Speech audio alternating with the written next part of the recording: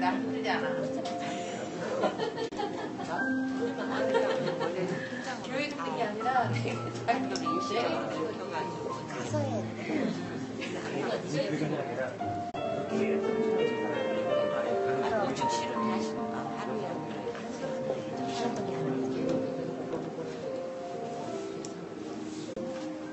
그래. 지약을 안 합시다.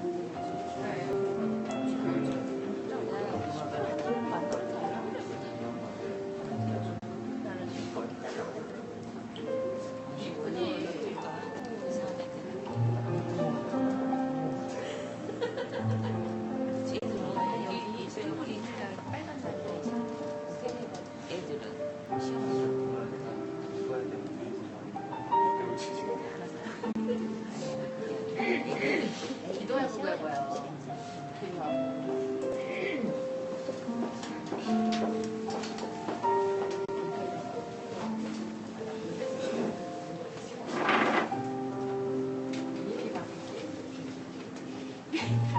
빛이 들어가.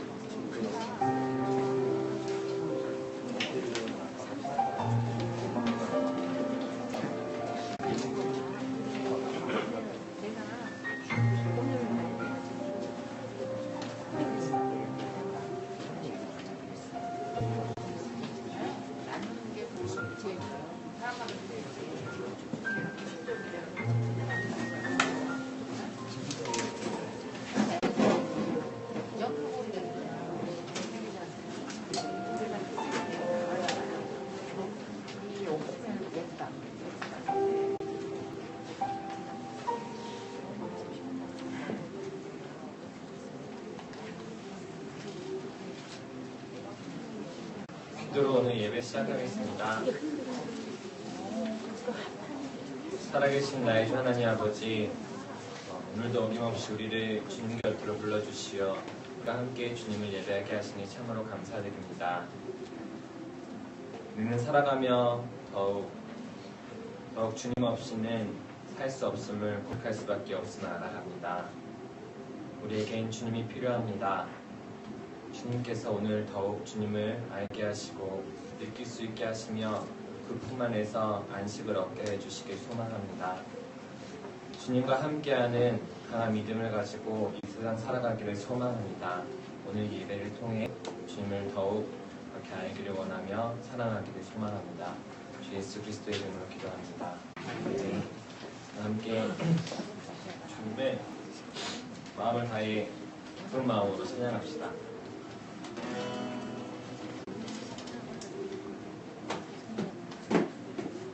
해 뜨는 데부터 해 지는 데까지 주를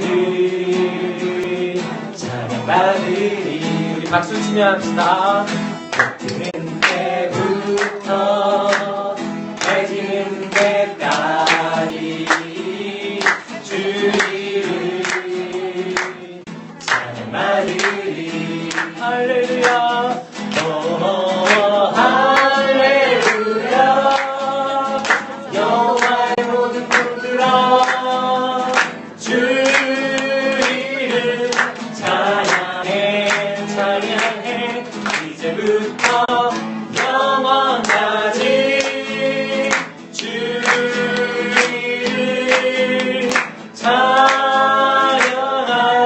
찬양하지로다. 해 뜨는 데부터 뜨는 데부터 해지는 데까지 주를 찬양하리니. 해지는 데부터 뜨는 데부터 해지는 데까지 주를 찬양하리니. 할렐루야.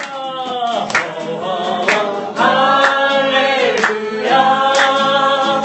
여호와의 모든 종들아 주를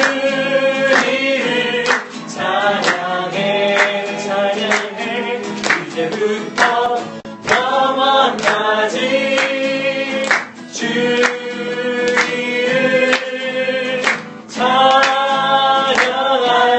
찬양하리로다.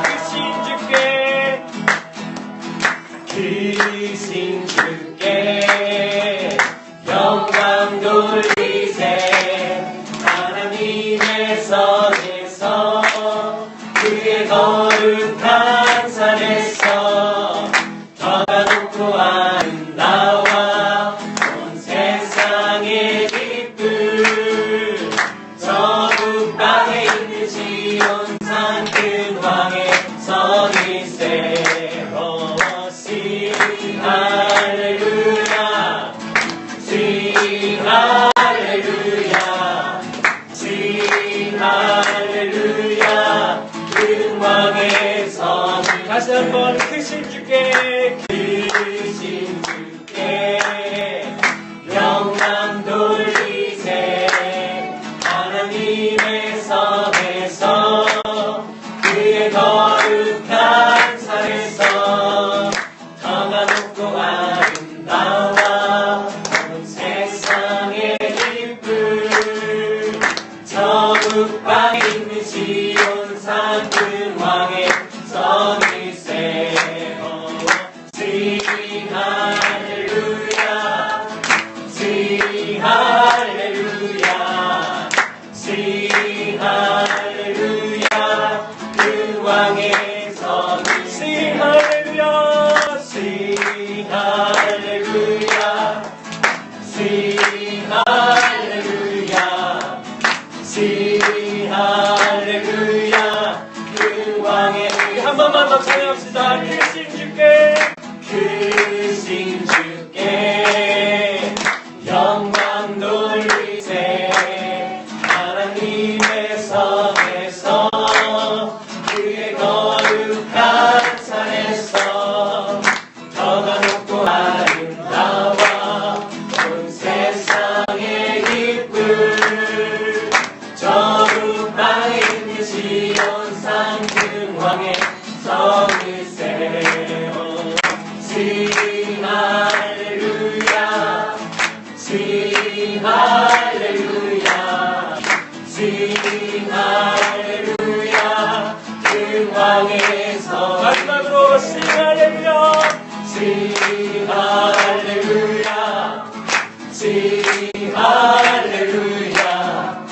sing 할렐루야. 큰 왕의 성일세. 아멘.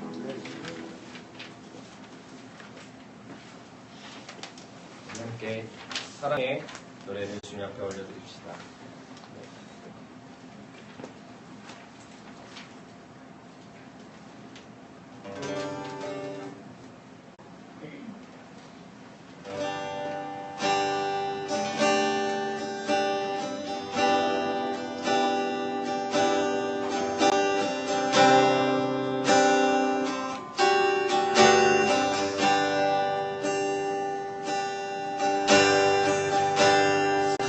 사랑의 노래를 드리네.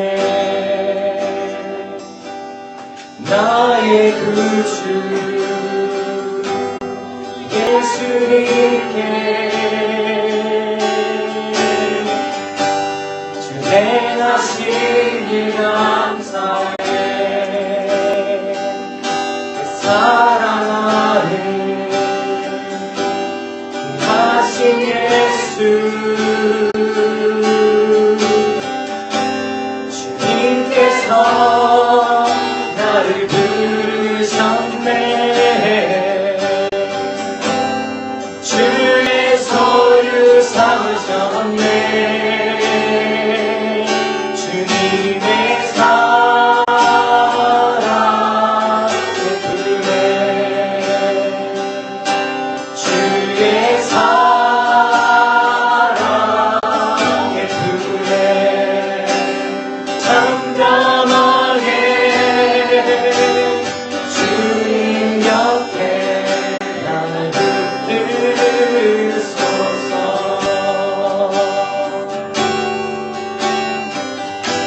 사랑의 노래들이네. 사랑의 노래들이네. 나의 구주 예수님께 주 행하신 일 감사해. 사랑하는 하신 예수 주님께서 나를 부르셨네. 주의 소유 삼으셨네. 주님의 사랑의 유래. 주의 사랑의 두뇌. 잠잠하게 주님 옆에 잠잠하게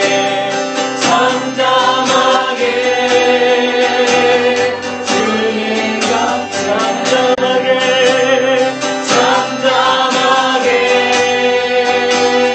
주님 옆에 나를 붙들소서.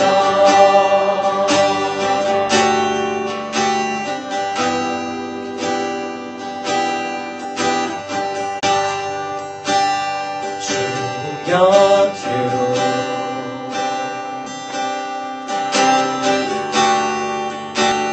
나를 들소서.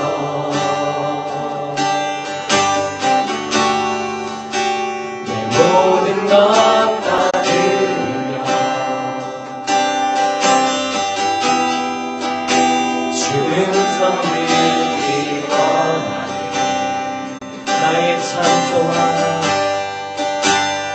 나의 참 소망.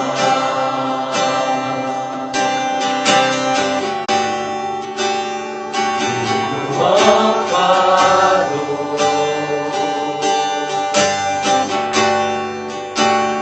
그 수 없는 주 사랑.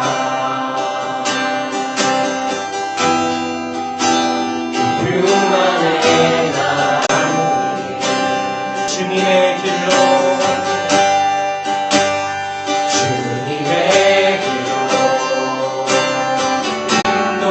인도하소서.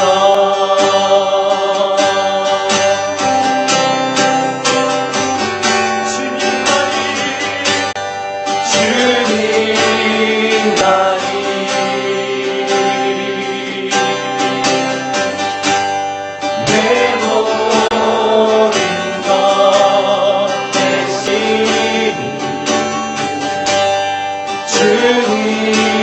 주님만을 더 알게 하소서. 다시 한번 사랑합시다. 주님 곁으로 주님 곁으로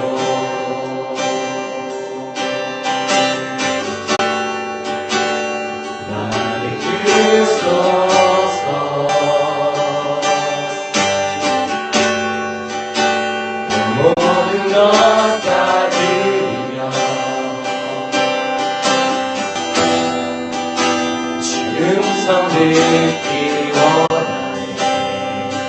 나의 참 소망, 나의 참 소망.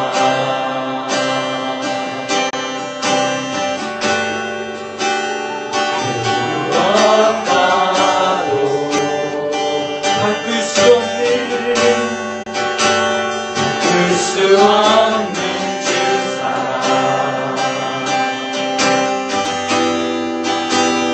그만의 하나님, 주님에게로, 주님에게로 인도하소서.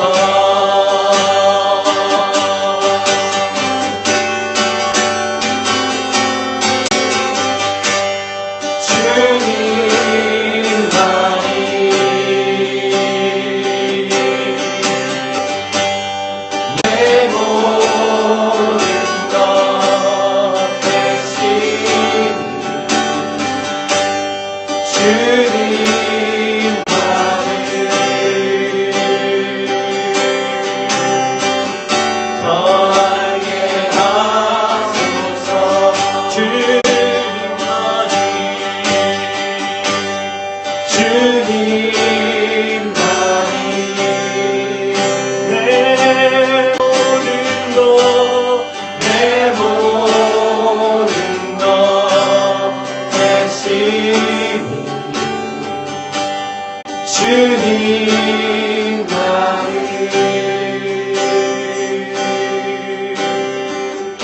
더 알게 하소서. 주님만이,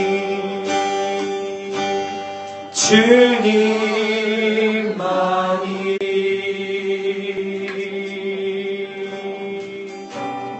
내 모든 것 대신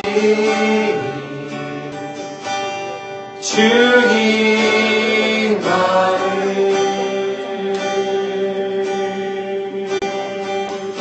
더 알게 하소서.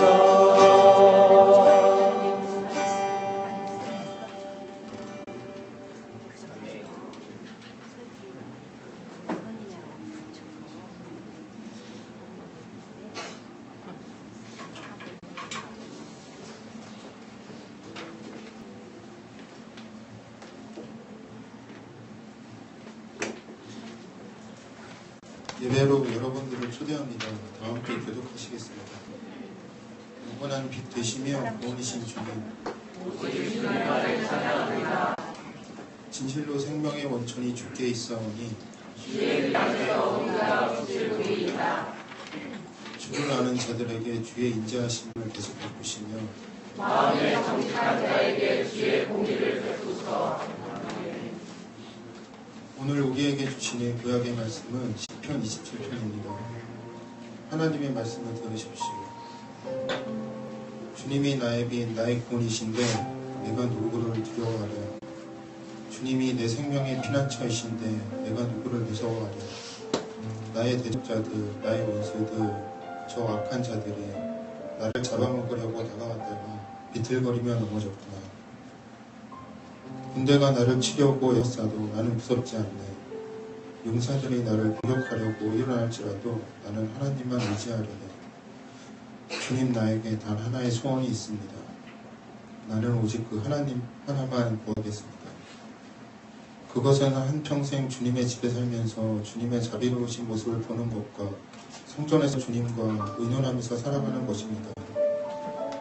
재난의 날이 오면 주님의 추각 속에 나를 숨겨주시고 주님의 장막 은밀한 곳에 나를 감추시며 반석 위에 나를 올려서 높여주실 것이니 그때 나는 나를 에워싼 저 원수들을 들여다보면서 머리를 높이 치켜들겠다. 주님의 장막에서 환성이 울리며 제물을 바치고 노래하며 주님을 찬양하겠다. 내가 주님을 애타게 부를 때에 들어주십시오. 나를 불쌍히 여기시고 응답하여 주십시오. 주님께서 나더러 내게 와서 예배하라 하셨을 때 주님, 내가 가서 예배하겠습니다 하고 대답하였으니 주님의 얼굴을 내게 숨기지 말아 주십시오. 주님의 종에게 노하지 마십시오.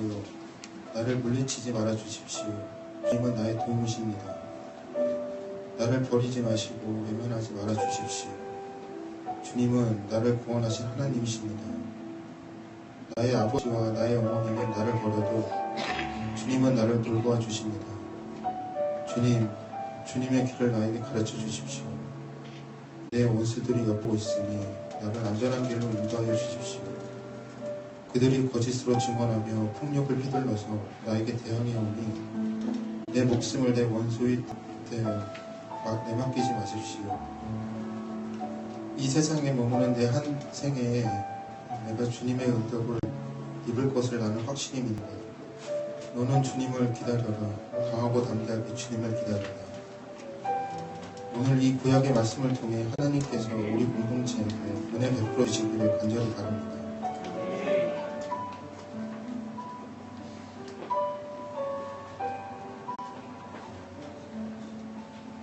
오늘 우리에게 주시는 신약의 말씀은 빌립보서 3장 17절에서 4장 1절입니다. 하나님의 말씀을 들으십시오. 형제자매 여러분, 함께 나를 본받으십시오. 여러분이 우리를 본보기로 삼은 것과 같이 우리를 본받아 사는 사람들을 눈여겨보십시오. 제가 여러분에게 여러 번 말하였고 지금도 눈물을 흘리면서 말하지만 많은 사람이 그리스도의 십자가의 원수로 살아가고 있습니다. 그들의 마지막은 멸망입니다. 그들은 배를 자기네의 하나님으로 삼고 자기네의 수치를 영광으로 삼고 땅의 것만을 생각합니다. 그러나 우리의 신인권은 하늘에 있으니 우리는 그곳으로부터 구주로 오실 주 예수 그리스도를 기다리고 있습니다. 그분은 만물을 고통시킬 수 있는 능력으로 우리의 비천한 몸을 변화시키셔서 그분의 영광스러운 몸과 같은 모습이 되게 하실 것입니다. 그러므로 사랑하고 사모하는 나의 형제자매 여러분, 나의 꿈이요 나의 면류관을 사랑하는 여러분, 이와 같이 주님 안에서 든든히 사십시오. 오늘 이 신약의 말씀을 통해 하나님께서 우리 공동체 각 사람에게 은혜 베풀어 주시길 간절히 바랍니다. 아멘.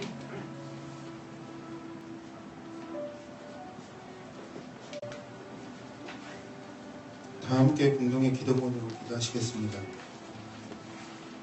우리를 사랑하는 주신 주님, 이렇게 흔들리는 나의 불을 지켜주소서.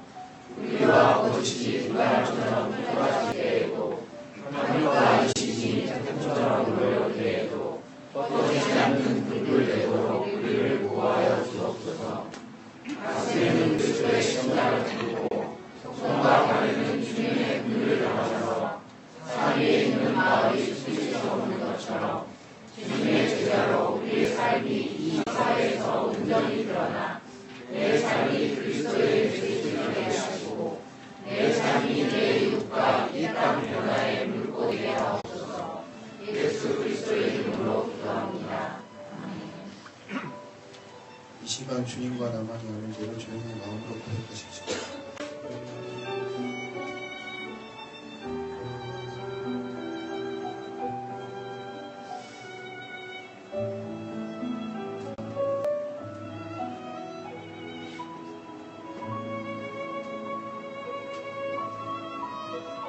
하나님께서는 아무도 멸망하지 않고 모두 회개하는 데 이르기를 바랐습니다. 예수 그리스도의 이름으로 기도합니다.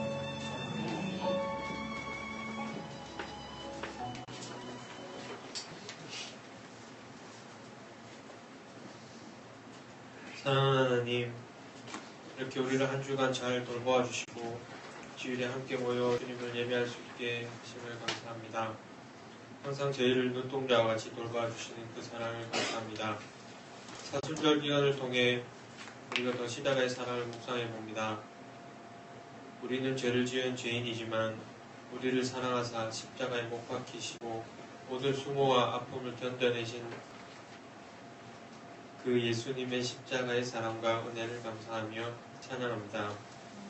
하지만 계속 죄를 다시 짓고 주님께 더 가까이 하지 못한 우리들의 모습을 돌아보니 너무나 마음이 아프고 죄송스럽습니다. 우리를 용서하여 주시옵소서. 다시 하나님께로 돌아가고 다시 예수님의 하나님의 제자로서 살아갈 수 있도록 인도하여 주시옵소서. 요즘 북한이 도발해 오고 핵폭탄 실험과 로켓 발사를 하며 개성공단이 문을 닫고 있습니다. 이러한 불안한 시기 가운데 우리가 더욱 북한을 안타까운 마음으로 바라보며 주님께 간구하오니 북한에 하나님의 사랑과 인자심을 허락하사 북한의 높은 권위를 가진 사람들이 욕심을 버리고 주민들 돌볼 수 있게 인도하여 주시옵소서. 배고픈 사람들에게 하나님의 양식을 허락하시고 하나님을 알고 몰래 주님을 믿는 사람들의 믿음을 보호하시고 그들이 천국 소망을 잊지 않게 하여 주시옵소서. 우리 교회 공동체가 서로 사랑하며 예수님의 사랑을 실천하고 싶습니다. 하지만 마음속에 일어난 욕심과 이기심, 게으름 등으로 주변 이웃을 챙기지 못하고 하나님을 찾지 못함을 용서하여 주시옵소서. 우리가 다시 일어나 하나님을 찾고 예수님의 사랑을 나누는 사람들이 되게 하여 주시옵소서. 하나님의 사랑을 실천하는 다림교육 스튜디오 마치 여행 책가방 강태호 목사님을 기억하사 그들에게 필요한 것들을 넉넉히 채우시고 되게 하여 주시옵소서. 우리 교회를 이끄는 목사님과 장로님과 목자들에게 지혜와 사랑을 주셔서 하나님의 말씀을 매일 깊이 묵상하고 그 말씀과 사랑으로 우리들을 인도하는 목자 되게 도와주시옵소서. 우리 교회 어린아이들을 돌봐주시고 그들을 키운 부모에게 지혜와 영적 건강을 허락하여 주셔서 그들이 하나님의 지혜와 사랑으로 아이들을 키우게 하시고 이 험한 세상 속에서 아이들이 주님의 빛을 바라는 햇빛 닮은 아이들로 자라나게 해주시옵소서. 주님의 사랑과 은혜를 찬양합니다. 사랑합니다. 예수 그리스도의 이름으로 기도합니다. 아멘.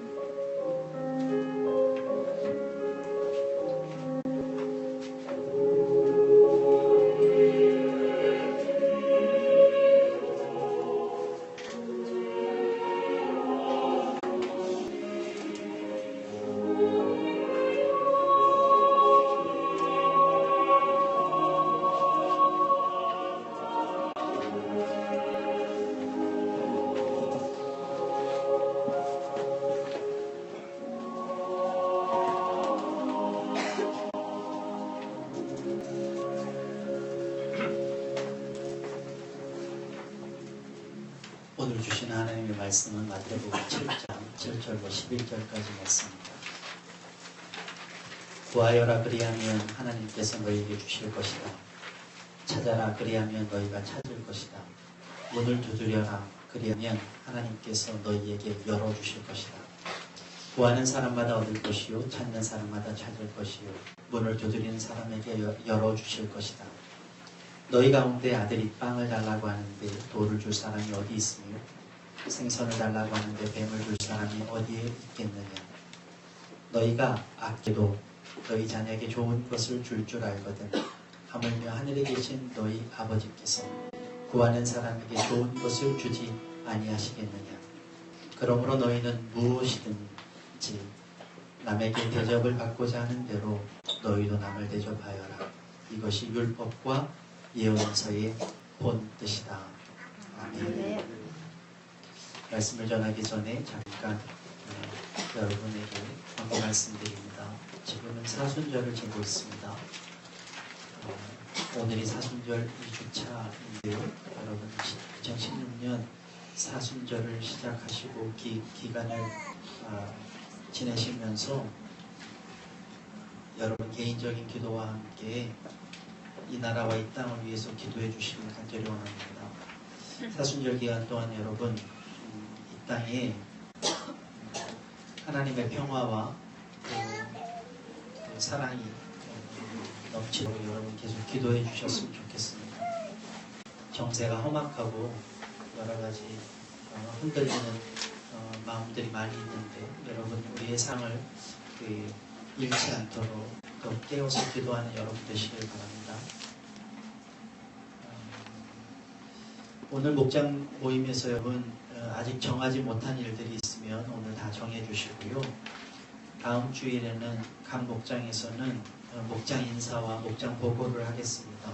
여러분들의 이름과 목장의 이름과 또 표어, 말씀 이런 것들을 좀 다 나누어 주실 수 있었으면 좋겠고, 주보에 이름들은 적어 놓았습니다. 적혀 있는 그 이름들을 다음 주에는 보고 형식으로 함께 할 수 있었으면 좋겠습니다. 오늘 오후 2시에 서울연합교회에서 강남 동지방 지방회가 있습니다. 지방에 있는 관계로 장로님과 제가 자리에 없습니다. 나머지 분들은 목장 모임들을 잘 나누어 주셨으면 좋겠고요. 특별히 목장에서 목자님들에게 제가 부탁 좀 드리는 것은 주일 아침에 저희가 10시 10분에 예배를 위한 기도를 하는데 목자님들이 꼭 참석해 주셔서 기도로 예배를 열어주시고요. 또한 미리 나오셔서 우리 목원들을 좀 맞이해 주실 수 있도록 그렇게 해주셨으면 좋겠습니다. 나머지 광고는 주보를 참조해 주시고요. 오늘 중국에서 사역하고 계신 강태영 목사님 잠깐 자리하셨습니다. 목사님 사역 보고까지는 아니지만 짧게 인사 말씀과 또 상황을 좀 얘기해 주실 수 있으면 좋겠는데, 여러분에게 격려의 박수는 우리 다 끝나고 말씀 끝나고 할 수 있도록 하겠습니다. 그렇게 길진 않습니다만 짧지만 우리 말씀 좀 잠깐 하죠.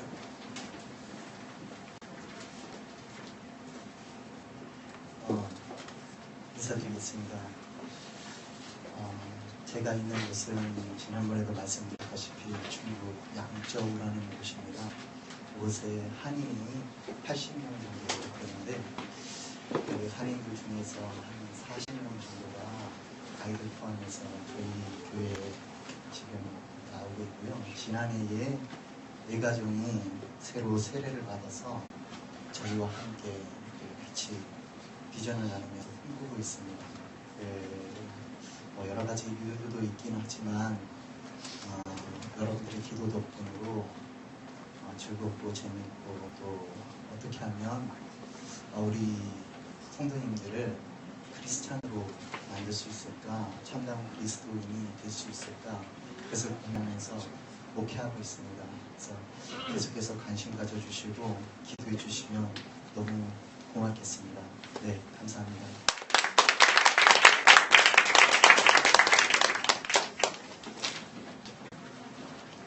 찬송가 364장 찬송하고 말씀 나누고, 내 기도하는 그 시간, 그때가 가장 즐겁다. 이 세상 근심 걱정에 얽매인 나를 부르사 내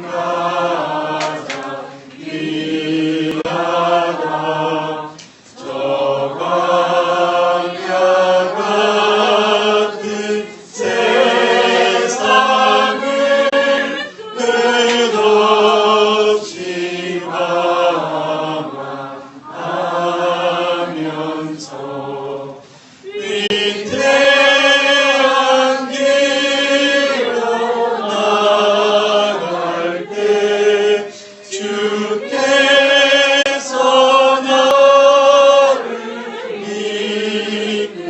이끌어 그 보좌 앞에 나아가 그 은혜 받게 하시네.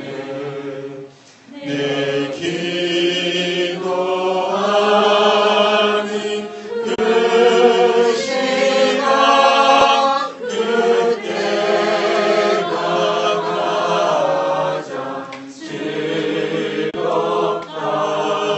유대 거친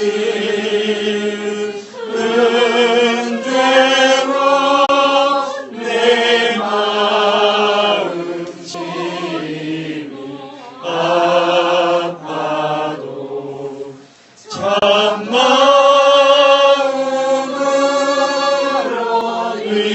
뉘우쳐 다 숨김없이 아뢰며 주 나를 위해 복 주사 새 은혜 부어 주시네. 내 기도하는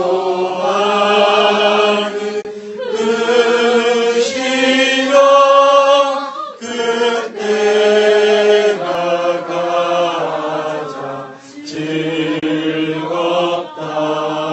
주 세상에서 일찍이 저 요란한 곳 피하여 빈들에서 나산에서 온 마음을 세워 지내사 주 예수 친히 기도로 큰 본을 보여 주셨네.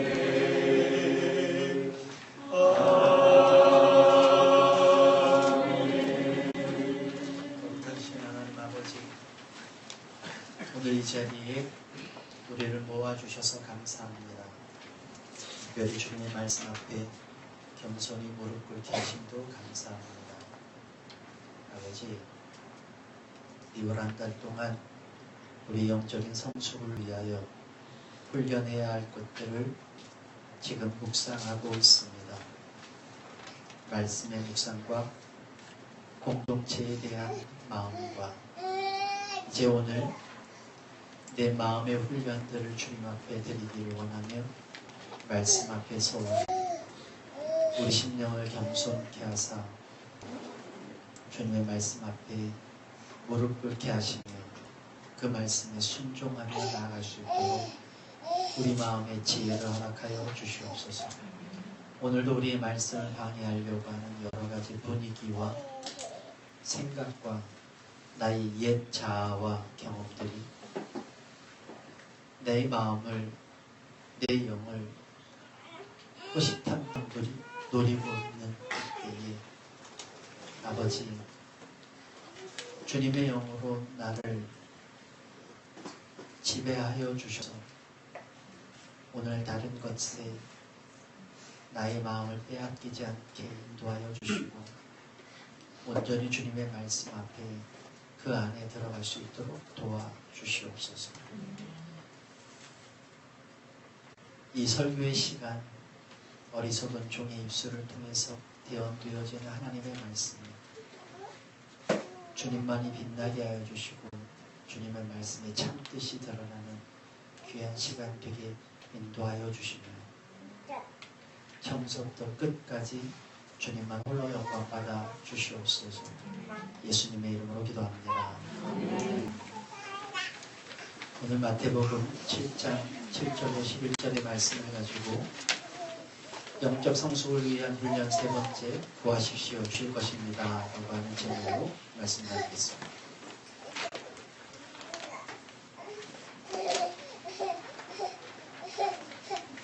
예전에 제가 금식 기도를 한 적이 있는데요. 길지 않은 시간이었지만 한 열흘 정도의 금식 기간을 가지고 기도했던 것 같습니다. 그 금식 기도를 하게 된 동기는 여러 가지 제가 많은 기도의 제목들 또 마음의 부담과 어려움들을 가지고 기도의 자리로 들어가게 되었거든요. 그런데 결론적으로 이야기하면 그 금식 기도를 하는 동안에 저는 도통 기도를 할 수가 없었습니다. 이유가 뭔지 아세요? 거창한 이유가 아니고요. 너무 배가 고팠기 때문입니다. 어처구니가 없게도 식음을 전폐하고 기도하려고 시작한 금식인데 배가 고파서 기도를 못하는 지경에 이르러버렸습니다. 평상시에는 제가 며칠도 밥을 굶거든요. 그런데 금식을 하겠다고 마음 먹고 기도원에 들어갔는데 그날 그 저녁에 그렇게 괴롭더라고요. 배가 고프고 힘들고 그거 무슨 이치일까요? 호기롭게 시작한 기도는 온데간데 없고요. 저는 며칠 동안은 배고픔과 싸워야 했습니다. 오직 기도는 제가 하는 기도는 빨리 열흘이 지났으면 좋겠다. 이 제가 계속하는 기도가 되었고요. 더 견딜 수 없었던 것은 배고픔에 쩔쩔매고 있는 제 영적인 상태를 보면서 제 초라한 모습을 보면서 참 불쌍하기도 하고 참 애처롭기도 하고 그랬던 생각이 납니다. 주님은 40일 동안 금식을 하시면서 기도하셨던 것을 저희가 알고 또 다른 분들도 그렇게 기도하시는 것들을 제가 아는데 꼴랑 열흘을 가지고 이런 모습에 제 스스로가 참 부끄러웠고요. 저는 제가 금식 기도가 저한테 잘 안 맞는가 보다 이런 생각도 했습니다. 그렇게 하루하루가 지나고 5일쯤 되었을 때 저는 한 가지 제게 작은 변화가 있었는데요. 갑자기 배고픔이 사라졌거나 제가 그것을 초월했던 건 아니고요. 제 안의 작은 변화는 제가 그렇게 짊어지고 온 기도의 제목들, 마음의 괴로움과 속상함과 분노와 억울함과 견딜 수 없는 그런 마음들을 그 문제들 많은 기도의 제목들이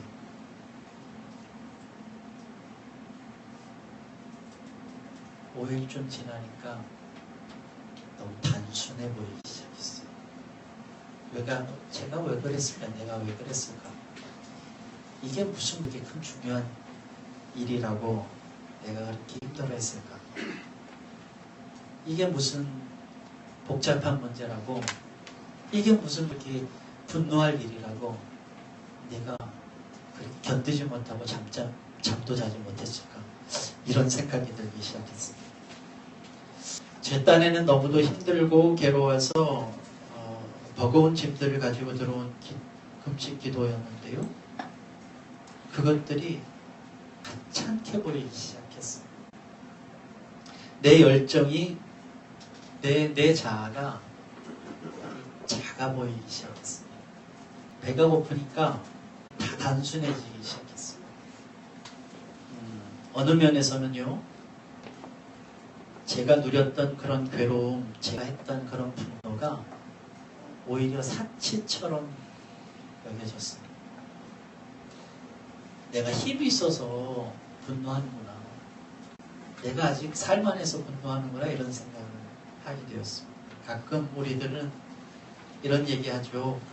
너 배불렀구나 그런 얘기하죠. 저에게 마치 금식하는 동안 누군가가 딱 이런 소리를 하는 것 같았습니다. 괴로웠다고? 너 참 배불렀구나. 그렇게 분노할 힘이 있었다고? 야, 너 참 배불렀구나. 너 배부른 고민하는구나. 배부른 분노를 하는구나. 이렇게 말하는 것 같았습니다.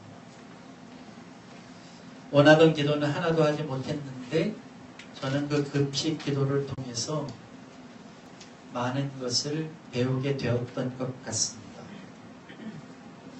내가 괴로워하는 것들이 사실 그리 큰 일이 아닐 수도 있다. 내가 지금 너무 힘들고 어려운 일이 이게 별일이 아닐 수도 있다고 하는 작은 변화가 내 마음속에 일기 시작했습니다. 저에게 금식 기도는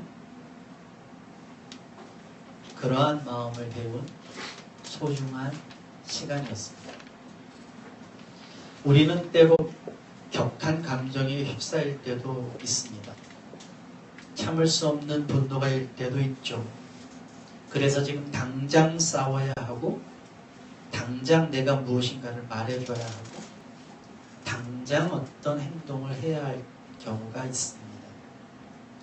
그런데 살다 보면 그 일들이 시간이 흐르고 나서는 창피하게 여겨질 때도 있습니다. 시간이 흐르고 나면 내가 왜 그랬을까 할 때도 있는 것이죠. 그 전과 그 이후에 그 무게의 차이, 그 마음의 차이는 왜 생기는 걸까요? 그렇게 중했던 일, 그렇게 참을 수 없는 일들이 왜 어느 때는 이젠 작아 보이고 하찮은 일이 되어버릴까요? 가끔 그래서 우리는 조금만 참았더라면 하고 후회할 때가 많이 있습니다. 사실은 참는다고 다 좋은 것은 아닌 것 같아요. 서로 내가 싸우지 않았을 뿐, 표현하지 않았을 뿐, 내 마음속에 분노가 일어나고 내 내면에 괴로움이 생기는 건 마찬가지이기 때문입니다. 그렇다면 저는 여러분에게 이렇게 묻고 싶습니다. 참는 것 말고 우리가 어떤 성장이 있어야 그 내 마음이 다스려질까? 예수님께서는 공생애를 시작하시기 전에 사단으로부터의 유혹을 받으셨다는 것을 우리는 이미 2016년 처음 들어와서 여러분에게 말씀을 드렸습니다. 그 유혹은 예수님 개인적인 것을 넘어서 우리에게 주시는 메시지입니다. 다시 말하면 그것은 그리스도의 길을 가는 사람에게는 그리스도의 길, 십자가의 길을 걷는 우리에게는 필연적으로 닥치는 유혹이라는 것입니다. 그 유혹은 지금도 끊임없이 우리의 마음의 문을 두드리고 있습니다. 그렇다면 담대히 예수님께서 우리도 그 유혹을 이겨야, 예수님처럼 우리도 그 유혹을 이겨야 할 텐데요. 예수님이 말씀으로 그 유혹을 물리치신 것처럼 우리도 그 유혹을 물리쳐야 할 텐데요. 어떻게 우리를 그렇게 할 수가 있을까요? 어떤 사람은 예수님이니까 가능했지. 예수님이니까 그 일들을 물리치셨지. 우리 연약한 우리들은 할 수 없을 거야 라고 말할지도 모릅니다. 그러나 저는 이 논리를 단언컨대 반대합니다. 만약 이런 논리라면 우리는 예수님을 모델 삼아 살아갈 수 없기 때문입니다. 물론 예수님은 우리보다 뛰어나시고 그분은 하나님의 아들이신 것 맞습니다. 그러나 그가 이 땅에 오신 이유는 그분이 바로 우리의 첫 번째 부활의 열매, 그리고 우리의 모델이 되시기 위해서 오셨다는 사실을 우리는 기억해야만 합니다. 왜냐하면 그분은 우리의 삶의 길에 먼저 가신, 그리고 우리의 삶의 길에 문을 여신 분으로 이 땅에 오셨기 때문이죠. 그렇게 담대히 사단의 유혹을 물리칠 수 있는 이유가 있습니다. 그리고 그런 모습은 우리도 할 수 있습니다. 훈련만 있다면 말이죠. 과연 이 훈련이 무엇인가가 오늘 여러분과 나눠야 할 제 말씀의 초점입니다. 예수님이 사단의 유혹을 받으시기 전 모습을 성경 마가복음은 이렇게 기록하고 있습니다. 예수께서 40일 동안 광야에 계셨는데 거기서 사탄에게 시험을 받으셨다. 공간복음은 약간의 차이들이 있습니다. 40일 동안 광야에 있을 동안에 사단의 유혹과 금식 기도가 마구 겹쳐있는 모습이 공간복음에 되어 있는 것이죠. 이것을 딱히 40일 동안 금식한 이후에 사단의 유혹을 받았다고 얘기할 수는 없습니다. 어쨌든 예수님께서는 광야로 가신 이유가 성령에 이끌려서 가셨다고 했고, 성령께서는 예수님을 광야에서 금식 기도하시면서 훈련시키셨다는 것은 분명한 사실입니다. 저는 이것을 이렇게 생각합니다. 사단의 유혹을 받기 이전에 하나님께서는 성령으로 말미암아 예수님을 훈련시키셨다고요. 그 훈련 때문에 예수님께서는 사단의 유혹을 능히 이기고도 남으셨다고 저는 그렇게 상상합니다. 그렇다면 그 훈련은 무엇이었을까? 성경은 금식하셨다고 되어 있습니다. 왜 하필이면 금식 기도셨을까요? 이는 많은 메시지를 우리에게 주고 있는데요. 그것은 바로 사단의 유혹을 이길 방법이 바로 이 금식 기도에 있었기 때문입니다. 여러분이 착각하시지 않기 위해, 오해하시지 않기 위해 말씀을 드립니다. 제가 지금 말씀드리는 것은 밥을 굶는 것이 아니라 처음에 제가 말씀드렸듯이 금식했을 때 저에게 주어졌던 메시지처럼 내 마음을 다스리게 되어지는 그 훈련. 다시 말하면 마음의 훈련이 필요하셨던 것입니다. 저는 이번 달에 영적 성숙을 위한 훈련이라고 하는 제목으로 말씀을 나누고 있는데요. 첫 번째가 교회 공동체를 이루는 훈련에 대해서 말씀을 나눴습니다. 우리가 교회 공동체가 되어야 하는 이유, 우리가 사귐을 가져야 하는 이유에 대해서 말씀을 나눴어요. 지난주에는 하나님의 말씀에 대해서 나누었습니다. 우리가 하나님의 말씀을 읽는 이유, 우리가 하나님의 말씀을 섭취하는 이유, 그건 바로 우리가 하나님의 말씀이기 때문이라고 여러분하고 나누었습니다. 그러니까 영적 성숙을 위해서는 교회의 훈련도 말씀의 훈련도 필수적이라는 것이죠. 오늘은 기도에 관한 것입니다. 그것을 저는 마음의 훈련이라고 하는 이름을 붙이고 싶습니다. 제가 이렇게 구체하게 기도에 대한 것을 마음의 훈련이라고 하는 이렇게 설명하는 이유가 있습니다. 왜냐하면 우리가 이래나 저래나 기도에 대한 인식들을 다 가지고 있는데요. 그 인식들이 성경에서 말하는 인식과 사뭇 차이가 있다는 것 때문입니다. 단언컨대 저는 우리의 인식 가운데 기도의 인식이 잘못된 것들이 많다고 생각합니다. 우리가 가지고 있는 이런 것입니다. 마치 기도는 하나님을 훈련시키는 것처럼 여겨집니다. 이런 것이죠. 내가 이상하게 들리실지 모르겠지만 내가 말하고 내가 요구하고 나의 뜻을 관찰시켜서 하나님이 마음에도 없는데 하나님이 하고 싶지도 않은데 하나님의 마음을 바꿔서 내 기도가 관찰되도록 만드는 것이 기도라고 우리는 인식하기가 너무 쉽습니다.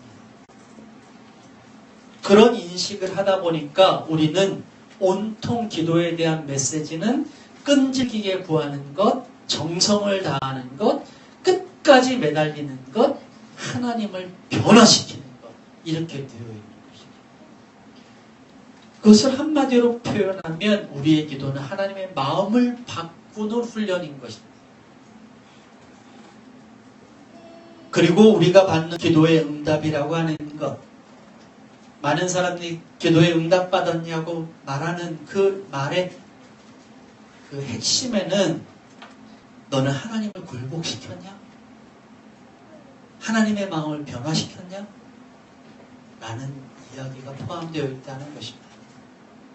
내 요구에 하나님이 응답하신 것이기 때문입니다.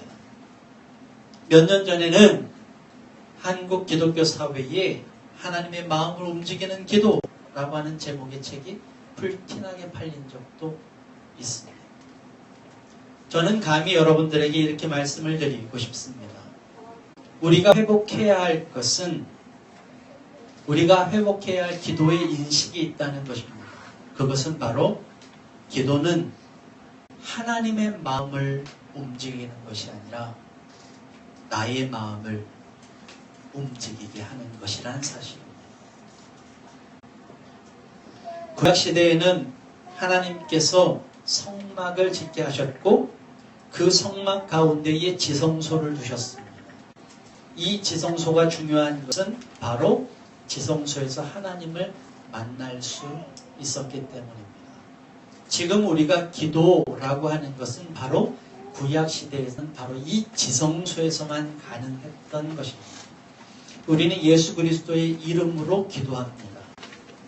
예수 그리스도의 이름으로 기도한다는 것은 예수 그리스도께서 우리의 지성소가 되어주셨다는 의미입니다. 예수님께서 십자가에 못 박히실 그때에 지성소에 있었던 휘장이 위에서부터 아래로 찢겨졌습니다. 더 이상 그 지성소가 필요 없게 되었습니다. 이제는 예수 그리스도의 이름으로 그 이름을 가지고 주님을 만날 수 있었기 때문입니다. 예수님 이전의 구약시대에는 이 장소에 들어가지 않으면 하나님을 만날 수가 없었습니다. 더더욱이 이 장소에서는 제사장만이 들어갈 수 있었습니다. 아무나 하나님을 만날 수가 없었습니다. 그것도 죄 없는 제사장이 말입니다. 제사장이 그곳에 들어갈 때에는 정결의 의식을 치러야만 했습니다. 성소에 들어가서 손을 씻고 정결한 제사를 드리고 피를 뿌리고 그리고 자신의 의복을 갖춘 이후에 지성소에 들어갈 수 있었습니다. 자신의 생각과 삶의 경험들을 다 내려놓고야 지성소에 들어갈 수 있었습니다. 자신의 인생에 무색, 무지의 상태로 하나님 앞에 서야만 됐습니다. 마치 금식 기도로 인해서 모든 생각과 마음이 심플해진 것처럼 말입니다.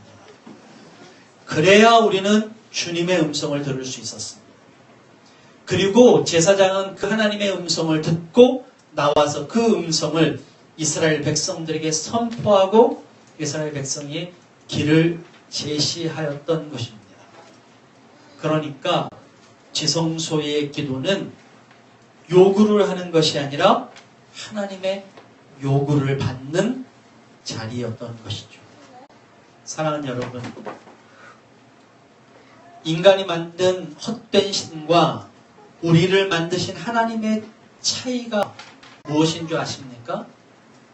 바로 우리의 기도의 차이입니다. 우리의 탐욕과 욕망으로 인한 신앙은 그렇게 만들어진 신에게 하는 우리의 기도는 늘상 요구하는 기도입니다.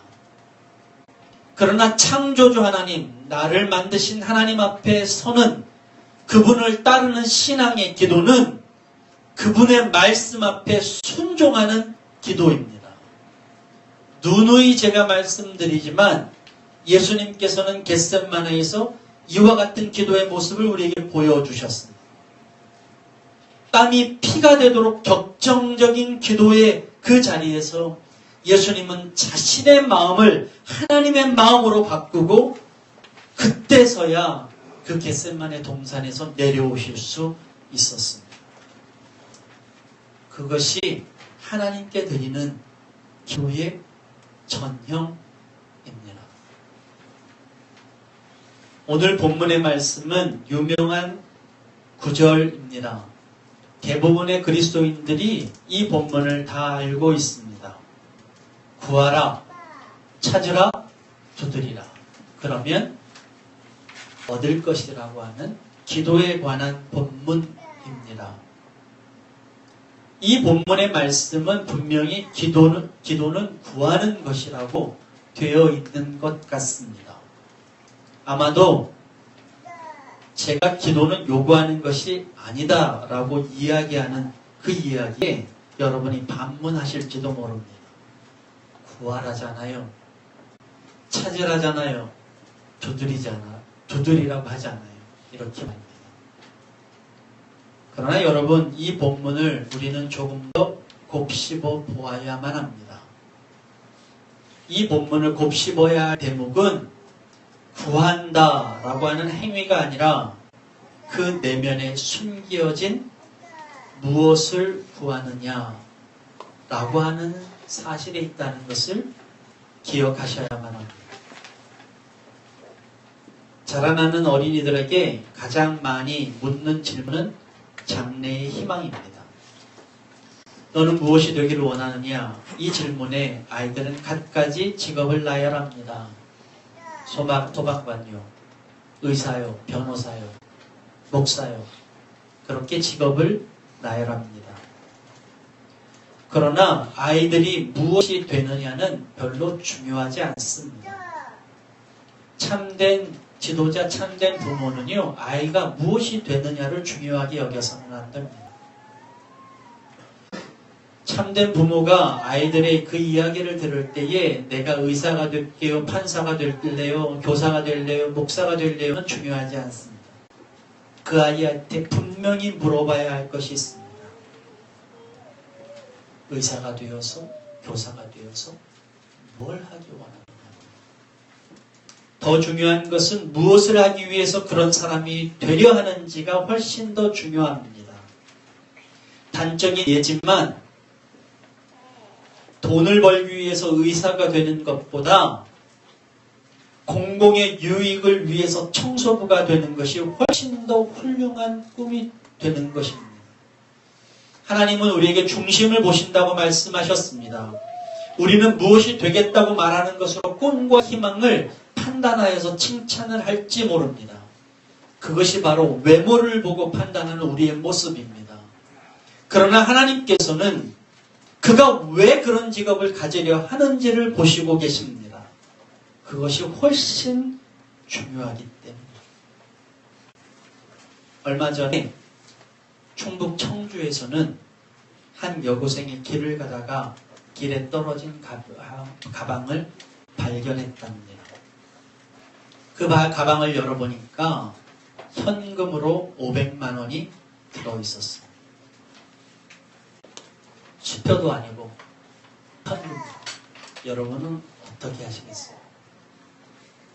이 여학생은 다른 생각하지 않고 그 가방을 들고 곧바로 경찰서에 갔답니다. 어렵사리 주인을 찾았습니다. 그런데 그 주인이 너무 고마운 나머지 그 학생에게 살해를 하겠다고 했답니다. 근데 그 살해가 파격적이었어요. 찾은 현금의 반을 주겠다고 하는 이야기였습니다. 그런데 이 학생이 그것을 거절해서 더 화제가 되었다네요. 이 학생이 거절한 이유는 그렇게 살해를 받는 것이 내 목적이 아니었다는 것이었습니다. 기사는 그 학생과 한 인터뷰에 이렇게 그 학생의 말을 기록하고 있었습니다. 만약에 내가 살해를 받거나 무엇인가를 원했다면 이 돈을 찾아주지 않고 제가 가졌겠죠. 저는 돈이 문제가 아니었습니다. 내 마음의 문제라고 생각했습니다. 이 학생이 그렇게 말했답니다. 사랑하는 여러분, 저는 여러분에게 이렇게 한번 묻고 싶습니다. 만약 여러분에게 하나님께서 마음껏 나에게 요구하라, 마음껏 나에게 구하라 라고 말씀하시면 여러분 어떻게 하시겠습니까? 얼마가 어떤지 좋다, 네가 말해라 라고 한다면 여러분 어떻게 하시겠습니까? 지금 구하라 라고 말씀하신 그 말씀을 여러분들이 하나님께서 여러분들에게 마음껏 구하라는 말씀으로 여러분에게 말씀하셨다면 여러분은 어떻게 구하시겠습니까? 무엇을 구하시겠습니까? 여러분이 말씀의 사람이라면, 하나님의 말씀을 정확하게 읽는 사람이라면, 주님과 연합하는 사람이라면 여러분 이 요구에 어떻게 응답하시겠습니까? 여러분 하나님의 마음을 아는 사람이, 하나님의 말씀을 아는 사람이, 하나님의 공의를 아는 사람이 공부하지도 않은 내 자식이기 때문에 그 자식은 수능에 만점 맞아야 된다고 기도하겠습니까? 하나님의 긍휼을 아는 사람이, 하나님의 용서를 아는 사람이 나이가 조금이라도 무언가 마음에 들지 않는 행동을 했다고 그 사람을 대고 괴멸시켜야 된다는 둥, 그 사람은 저주받아야 된다는 둥 그렇게 기도할 수 있겠습니까? 그런 것을 요구할 수 있겠습니까?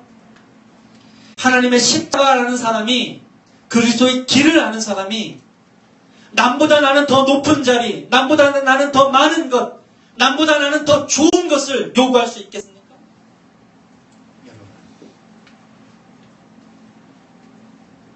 여러분은 무엇을 구하실 수 있겠습니까? 그리고 이 구하라는 말씀을 여러분 어떤 무게로 받아들이십니까? 기도는 나의 자아를 주님의 것으로 바꾸는 훈련입니다. 기도는요, 나의 마음을 하나님의 마음으로 바꾸는 훈련입니다. 기도는 나의 뜻, 나의 욕망을 그의 나라, 그의 공의로 바꾸는 훈련입니다. 우리는 그 훈련을 그치지 말아야만 합니다. 육신의 연단도 매일매일 정기적으로 훈련을 해야 한다고 제가 말씀드렸죠. 그래야 변화된다고요. 마음도 마찬가지입니다. 우리가 왜 매일매일 기도해야 하는지 아십니까? 강팍하고 굳어져 있는 이 마음을 부드럽고 연약하게 만들어서 긍휼의 마음으로 바꾸기 위해서 우리는 기도하는 것입니다. 사랑이 없고 늘 이기적인 내 마음을 사랑이 넘치고 이타적인 마음으로 바꾸기 위해서 우리는 하나님 앞에 늘 기도하는 것입니다. 하나님의 마음을 배우기 위해서 늘 기도하는 것입니다. 하나님의 마음을 갖기 위해서, 그 심장을 갖기 위해서 우리는 늘 기도하는 것입니다. 여러분의 기도는 어떠십니까? 여러분 기도하실 때에 하나님의 마음을 구하고 계십니까?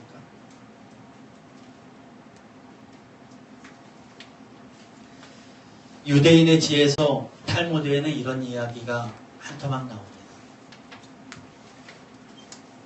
어느 마을에 가뭄이 들었대요. 너무나 극심하게 가뭄이 들어서 땅이 다 갈라지고 곡식들이 다 메마르고 이제 사람들의 마음도 피폐해지는 그 가뭄이 들었대요. 사람들이 더 이상은 참을 수가 없어서 그 마을의 지도자인 랍비를 찾아가 하소연을 했답니다.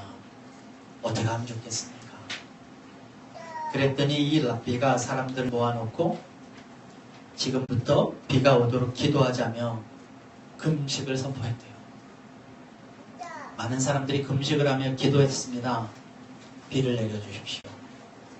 그런데 하늘은 요동하지 않았습니다. 비는 오지 않았습니다. 랍비는 이번에는 사람들을 모아놓고 우리가 경전에 있는 성경의 말씀 모세오경을 철저하게 지키자라고 얘기했습니다. 하나님께 말씀을 철저하게 지키면, 그 말씀에 나온 대로 철저하게 지키면 하나님이 감동하셔서 비를 내리실 것이라고 얘기했습니다. 그랬더니 사람들이 성경을 정독하고 매일매일 성경을 읽고 성경대로 실천하려고 막 노력하기 시작했습니다. 그런데도 하늘은 꿈쩍하지 않았습니다. 이렇게 어수선한 가운데에 마을에는 이상한 소문이 퍼지기 시작했습니다. 가뭄이 든 이유는 아무래도 이 마을에 부정한 사람이 한 명 있어서 그 부정한 사람 때문에 이 가뭄이 들었다고 그런 소문이 들기 시작했습니다. 어디서 마치 본 것 같죠? 요나가 배를 탔을 때 이 풍랑이 있는 이유는 누군가가 있어서다. 이런 이야기처럼 말이죠. 사람들이 이제 혈안이 되어서 그 사람이 누구인지를 찾기 시작했습니다. 그러다가 한 남자가 랍비 앞에 잡혀왔습니다.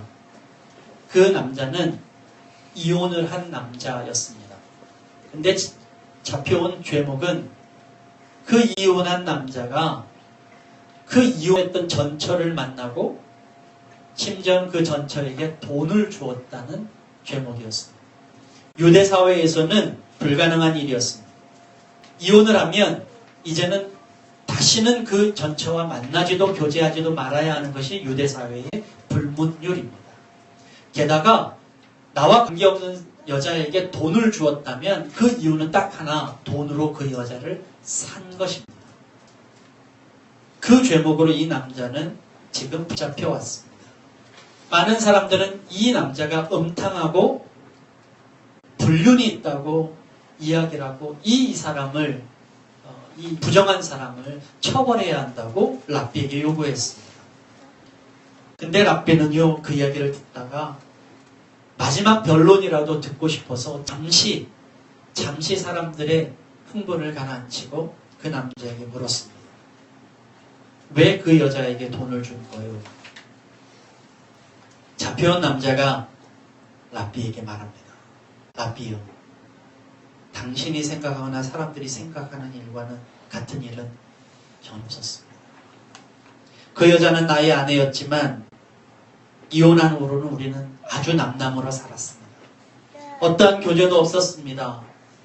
그런데 이 여자가 이혼한 이후에 다시 결혼하지도 못하고 일자리도 찾지 못해서 궁핍함에 가난에 빠졌다는 이야기를 들었습니다. 한 끼를 먹기 힘들다는 이야기를 들었습니다. 비록 이혼했지만 저는 그 전에 내가 사랑했던 아내였습니다. 그녀가 어려움에 빠졌다는 소리를 듣고는 가슴이 아팠습니다.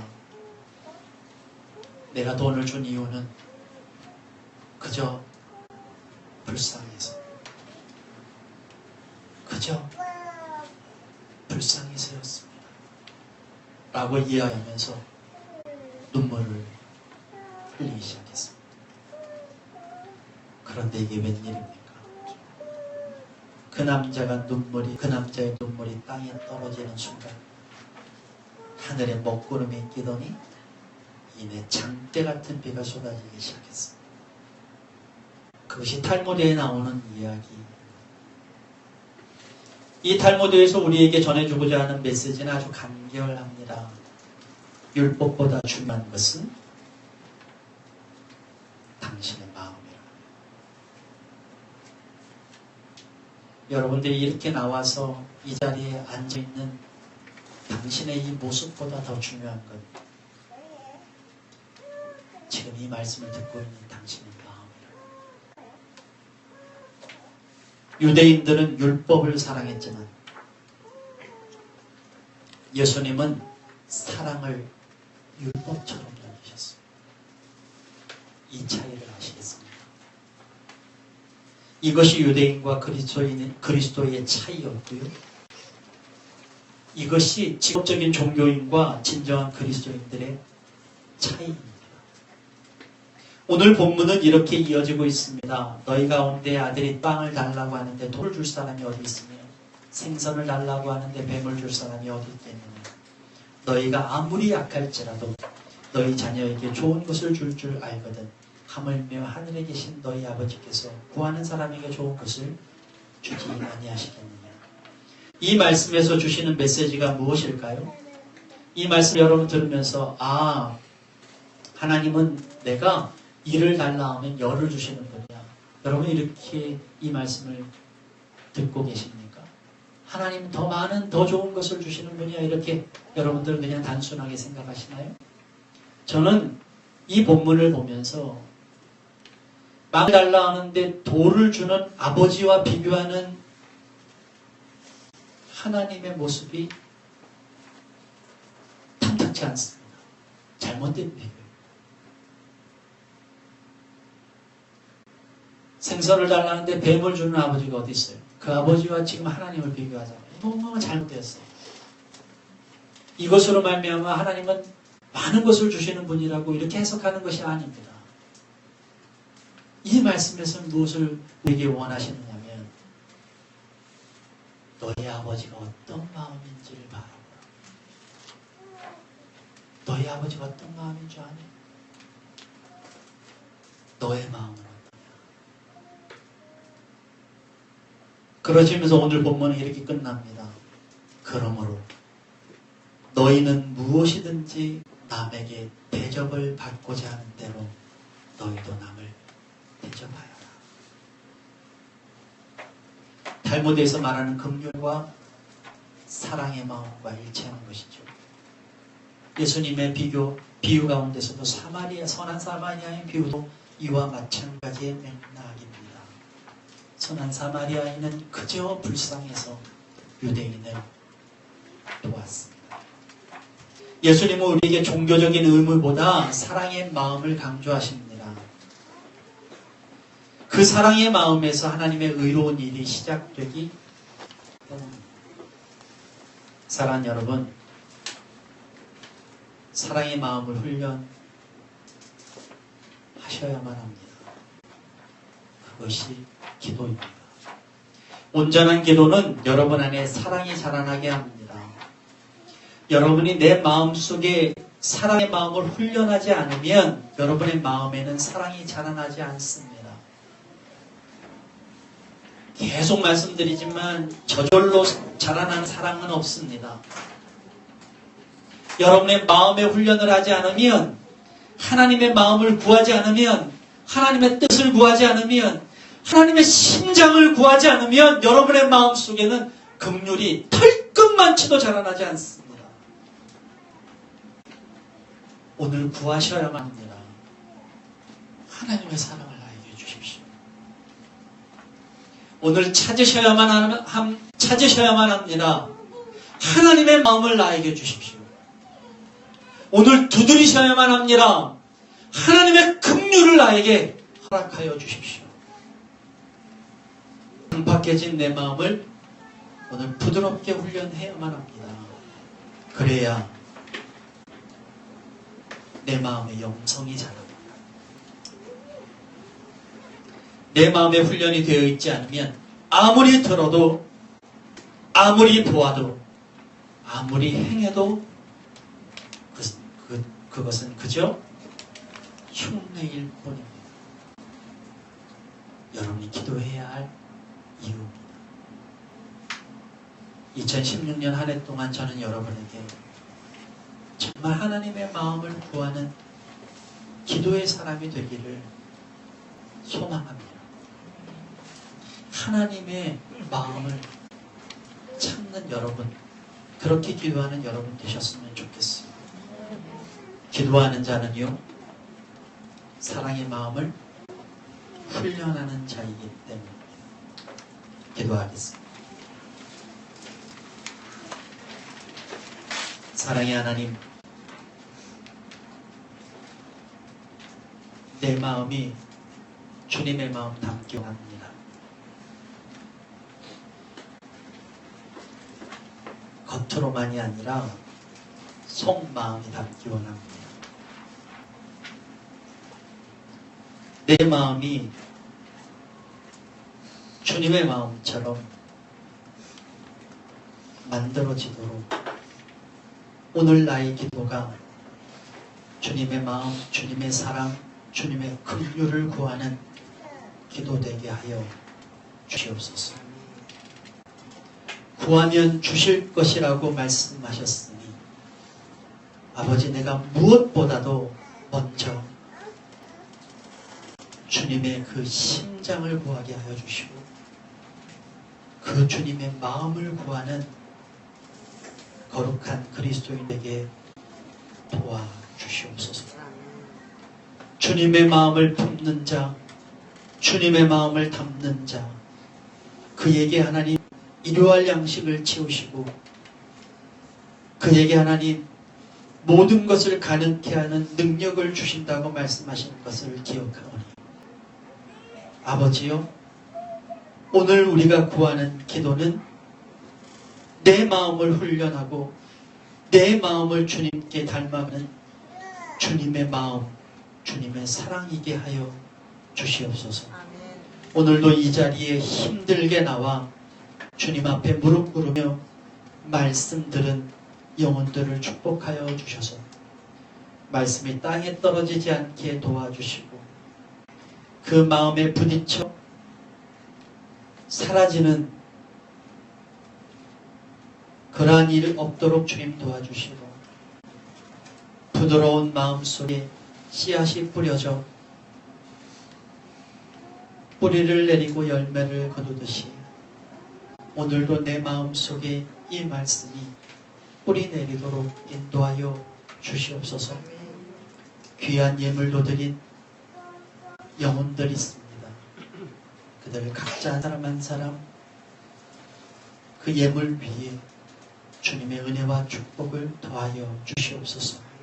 이제는 우리 주 예수 그리스도의 은혜와 하나님 아버지의 지극하신 사랑하심과 성령님의 감동감화 역사 충만하심이 주님의 마음을 담기 원하는 끝까지 주님의 마음을 구하기 원하는 주님의 백성들 머리 위에 영원토록 함께 하시기를 간절히 축원하옵나이다. 아멘.